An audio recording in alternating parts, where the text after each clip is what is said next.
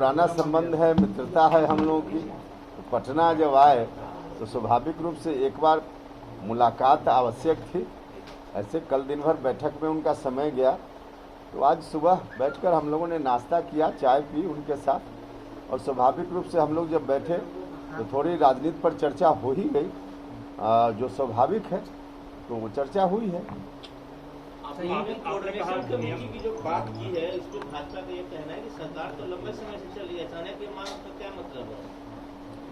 भैया अचानक मांग कहना मुझको नहीं लगता है मुनासिब है।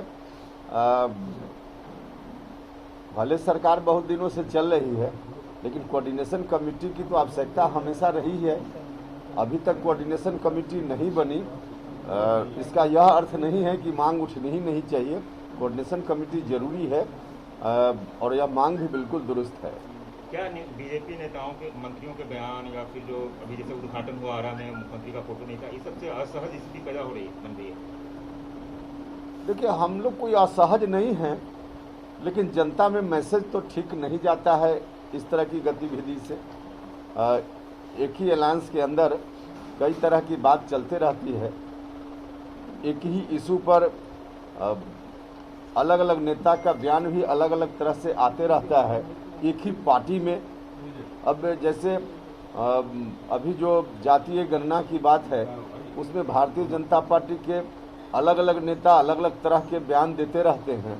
तो इन तमाम चीज़ों को देखने के लिए और ऐसी स्थिति आगे न रहे, इसके लिए ज़रूरी है कोऑर्डिनेशन कमेटी रहेगी तो इन चीज़ों को देखेगी, गौर करेगी और ऐसी स्थिति से फिर बचना संभव हो पाएगा। बीजेपी के शीर्ष नेता है, इसके लिए कोई बातचीत उनसे हुई है क्या? आपने सीएम की बात सबसे पहले कही थी कि प्रधानमंत्री के लायक है नीतीश कुमार, और अब जो है वो राष्ट्र परिषद की बैठक में मुहर लग गया। क्या आने वाले समय में नीतीश कुमार प्रधानमंत्री के लिए चुनाव लड़ेंगे? देखिए, अभी कल क्या प्रस्ताव पारित हुआ उसको बता दिया गया है। और पीएम मटेरियल जब हमने कहा था तो आप लोगों में से भी कई लोग असहज हो रहे थे कि क्या बयान दे रहे हैं, लेकिन आगे के लिए ध्यान रखिए। उपेंद्र कुशवाहा जो बोलता है आगे सब लोग उसको मानते हैं, तो आगे भी ध्यान रखिएगा आप लोग। लेकिन भाजपा कहा था कल, क्या मतलब आपका कहना आगे चुनाव लड़ेंगे, यही बड़ी बात है? या चुनाव लड़ेंगे का क्या मतलब? अभी तो एनडीए में हम लोग हैं, तो एनडीए के तो उम्मीदवार प्रधानमंत्री के नरेंद्र मोदी जी हैं। नीतीश कुमार योग्य दावेदार है आपका इशारा? ललन सिंह ने कहा है कि कई लोग ऐसे हैं जो नीतीश कुमार के चेहरा को पसंद नहीं करते हैं। कई पार्टियां ऐसी हैं, वो कौन कौन सी पार्टियां हैं जो नीतीश कुमार के चेहरे को नहीं पसंद करती हो? अरे कुछ बात तो बिना कहे समझी जाती है ना, बिना कहे भी समझिए। ये मिशन नीतीश क्या है? केसी त्यागी ने कहा है कि मिशन नीतीश। मिशन नीतीश है देश के स्तर पे नीतीश कुमार जी का जो व्यक्तित्व है उसका प्रसार करना, अल्टीमेटली देश के स्तर पे उनकी जो स्वीकार्यता है उसको और बढ़ाने का काम करना, यही मिशन नीतीश है। ये कह रही है आरजेडी और कांग्रेस, ये कह रही है उपेंद्र जी कि नीतीश कुमार पीएम मटेरियल हैं।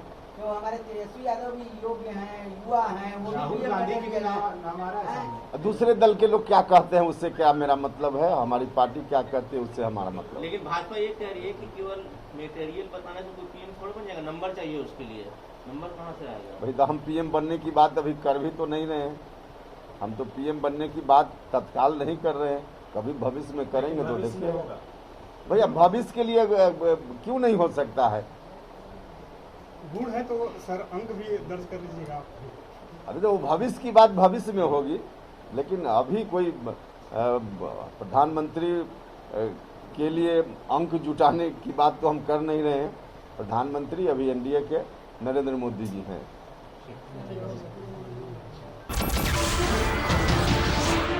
नमस्कार, मैं हूं मानक गुप्ता।